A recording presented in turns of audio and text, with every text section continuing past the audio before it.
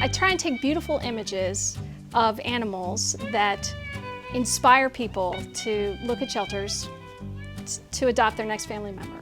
And I work with a team, and we share and train and support each other.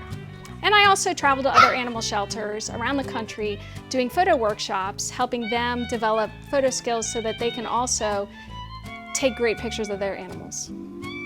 I love photography, and I was working for a local newspaper, and it was wonderful, and I started volunteering with a 4-H canine training club, which is a youth club. And one day I said, hey, how about I take pictures of your animals? And the pictures leapt off the page, and it was clear to me that this was something I needed to be doing regularly. So then Tawny was appointed director of the Fairfax County Animal Shelter, and I pretty much phone stalked her. I kept calling and say, hey Tawny, let me come take pictures. And then Kristen Auerbach, the outreach director, called me and she said, come on over, let's make some magic. And you know, the rest is history. They started their Facebook page, they started using the images on their Facebook page, and here we are now, and it's fabulous.